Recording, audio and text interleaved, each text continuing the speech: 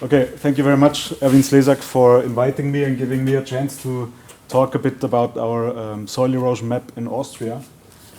As you know, when we talk in terms of soil quality or soil health, soil erosion is a major threat to our soils in agricultural landscapes.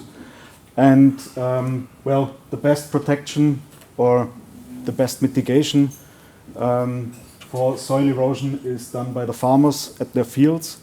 So therefore we went with an approach to use field data or parcel data to feed a spatially distributed soil erosion risk model. But I would like to address a bit how we did it. Very briefly, so we use different data sets, for example, environmental data like soil map, rainfall, or a terrain model or topography data. We use the Invecos data set, which is represented by the different parcels, the different agricultural parcels, and we used also information on which soil erosion mitigation measure was applied on each parcel by the ÖPOL dataset. So some of you might know ÖPOL. It's an agri-environmental program that is implemented in Austria.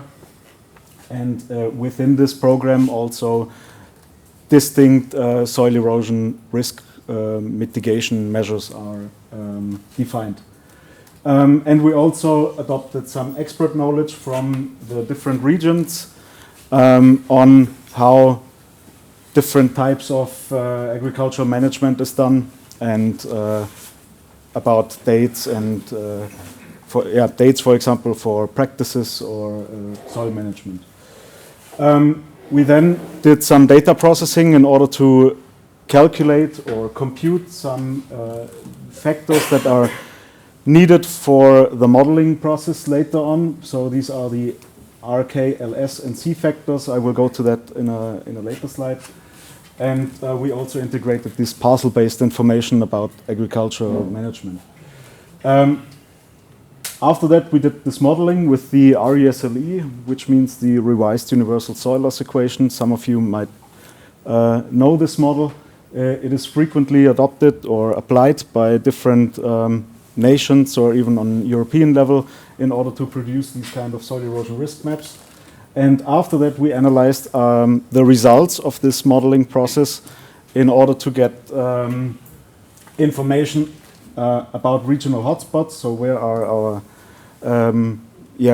highly risk areas in terms of soil erosion, but also how effective are different mitigation measures. For example, mulching and no-till, cover crops, the effect of cover crops, but also we compared organic to conventional farming. So this is a quick overview about how the model works. So you have these different factors that address different kind of environmental parameters. For example, we have the R factor, which is the erosivity of rainfall. So how strong, let's say, the rainfall is in order to detach soil particles. The K factor, which addresses the erodibility of the soil, so how easy it is to erode the soil. So-called S factor, which is the slope and length and the slope length and steepness factor, and the C factor, which is comprised by soil cover and also agricultural management. So, for example, the dates of management and also the crop rotations are included in this C factor. There's also a soil protection factor, which is basically where you can include the contour cropping. However, this information is barely available in Austria and also in other countries, so therefore we just excluded this one. And in the end, you get a long-term mean annual soil erosion value, which is tons per hectare per year for each of the parcels. Okay, a quick overview about the distribution of these environmental and agricultural factors. So the darker the color is, the higher the value. And you see, for example, for the R factor, which is the erosivity of rainfall, of course, we have high erosive rainfalls in the Alps, but not so erosive rainfalls in the northeast, which is very dry. The K factor, which represents the erodibility of soils, is relatively high in our, I would say, löss belt. So these areas where we have a lot of löss or silt content in the end in the soils, which is in turn very erodible. Of course, in the alpine areas we have high LS factor values because we have steep slopes and very long slopes. And the C factor, which represents the cover and the management, well, it's relatively high in areas where a lot of agricultural production is done. This is kind of logic. Well, and multiplying all of these factors will result in this map. So you cannot see it from here, but if you would zoom in, you would see that we have soil erosion value for all of the parcels. It was somehow indicated by the e-bots that Günther Aust just showed.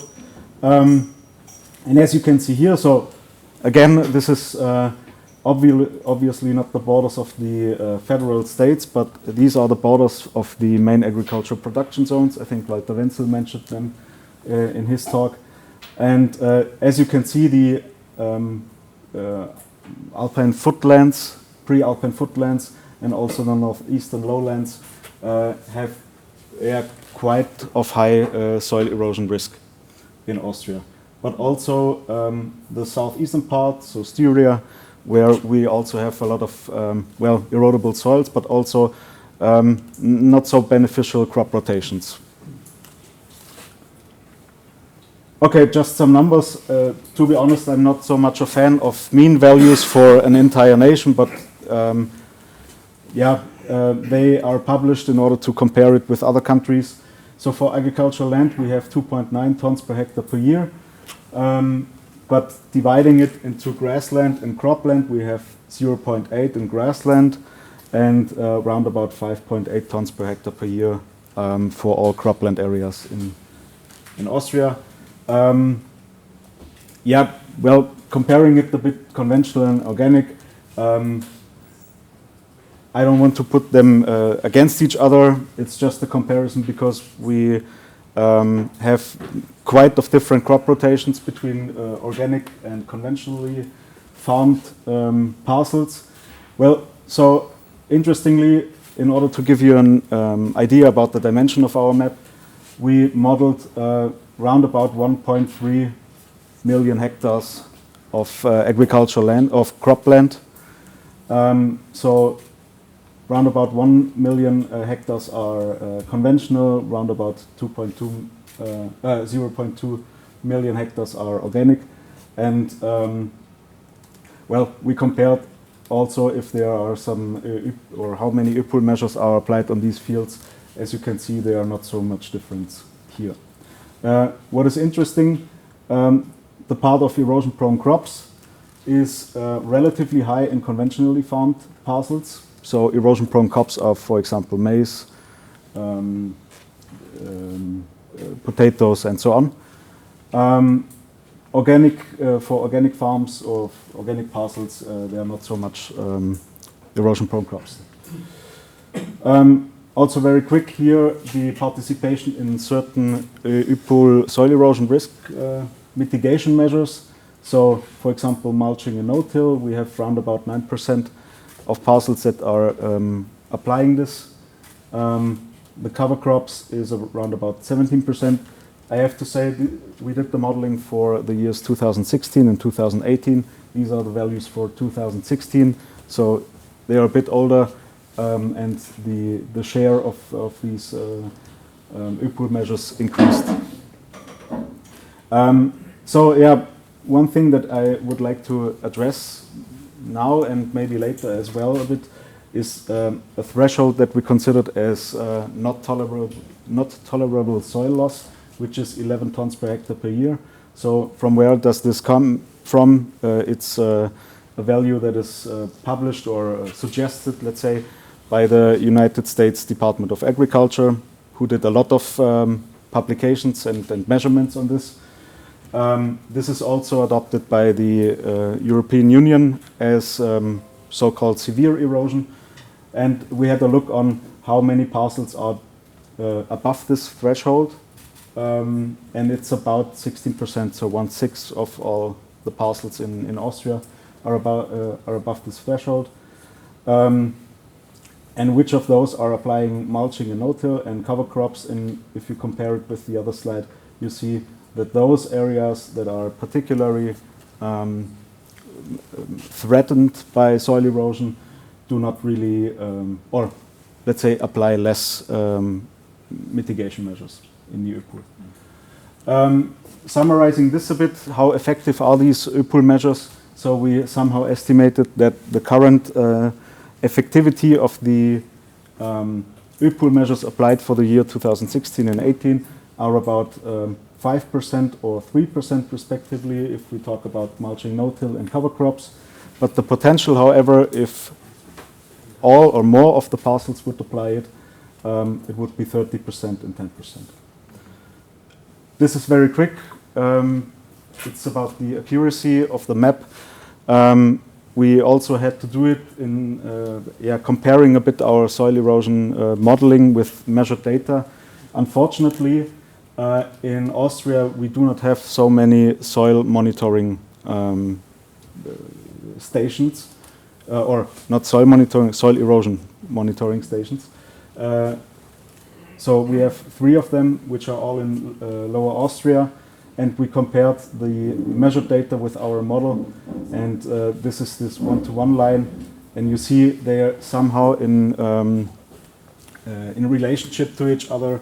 Nevertheless, we have a relatively high error, which is 2.85 tons per hectare per year, plus minus. So you see that these soil erosion risk models are not that precise that we would like to have them. So if you are interested in the details of this study, this is the paper which was published in the first half of this year.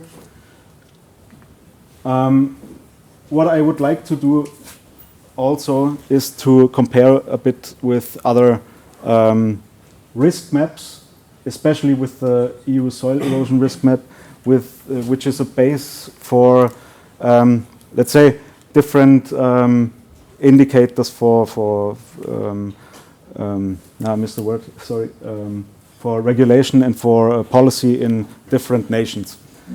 So again, this is our map from Austria that we produced, and it is not that precise because it's a detail, but this is the detail of Austria from the European erosion map. And if I switch around, so the red color is high erosion, and you can see that the highest erosion rates for the EU map is in the Alps, whereas we have from our map less erosion in the Alps, but more in the areas where we have erodible soils. Yeah. I did a comparison with NUTS 2 level, or NUTS 2 level, because these are data that are also published. So aggregating our map, so this one, into NUTS 2 level, we would result in something like this. So you clearly can see where the very prone areas are. Comparing to the EU map, it would look like this. So you see the alpine area for the EU map is quite high erosion risk.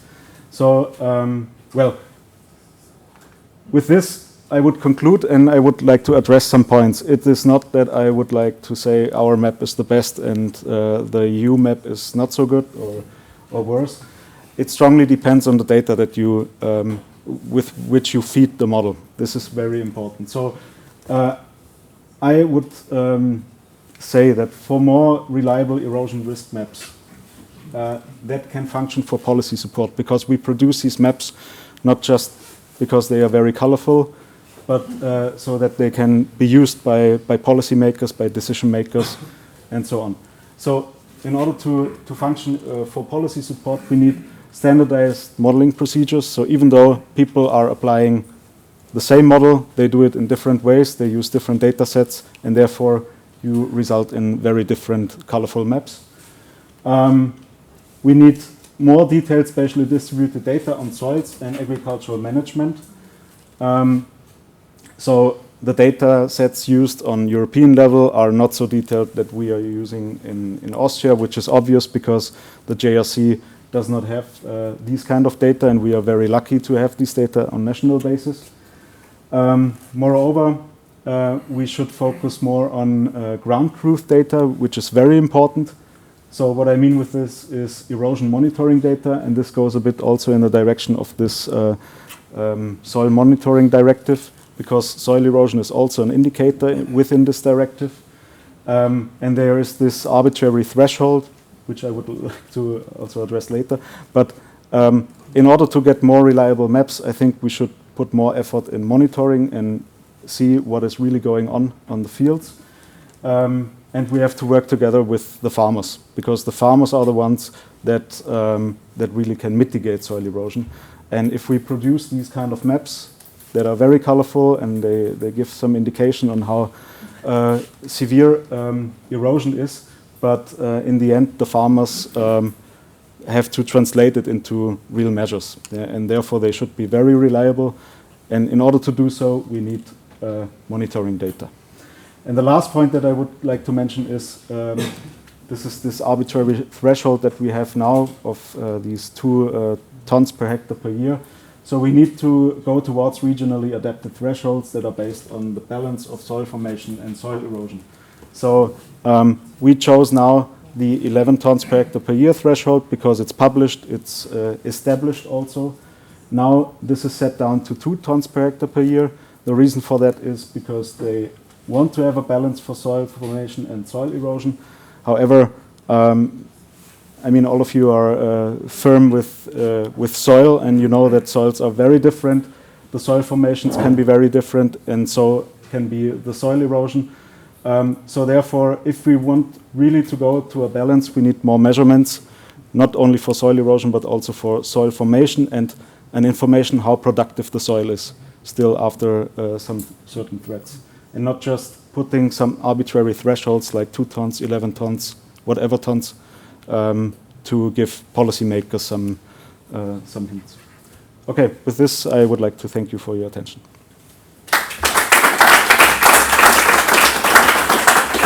Thank you very much. Are there any questions? Yeah. Thank you very much, Elmar. It's not that much a question, it's a comment relating back to this directive that you also mentioned now. So looking at the European map and your map, my question is what is the basis that we have in terms of really assessing soil erosion? Yeah, if it's deviating that much. So I don't see how we can put that into legislation unless we agree on a method and on a database. Otherwise, even though the same principle is behind it, this universal soil loss equation, as I understand. Yeah, but that makes very much clear that we first have to have sound data, sound models, sound methods of assessment and criteria, also this 2 versus 11 tons per hectare, etc., before we can go ahead and make a law on this aspect, covering European soils. True. Yeah, maybe 2 words about this big difference. So I know, because we had personal contact also with the JRC people, they used the Corinne land cover data set. And of course they used a data set that is available for entire Europe. However, for Austria and maybe also for some other countries, it's not so precise. And then you have agricultural areas in the Alps which are maybe there, but the cover is mostly grassland, and therefore you do not have erosion or soil erosion from agriculture, but you have cropland. So they modeled it as cropland, and therefore they have higher erosion rates. But it definitely is also an example showing that replacing the national knowledge and exactly. frameworks of monitoring also in the case of other aspects of soil health, is a risk. Yeah, so if we replace that just by the Lucas points, or I think the knowledge in the member states shouldn't be discarded. Definitely, yes. Yeah. So it's a good example demonstrating it. Thank you again, Elmar. Thank you.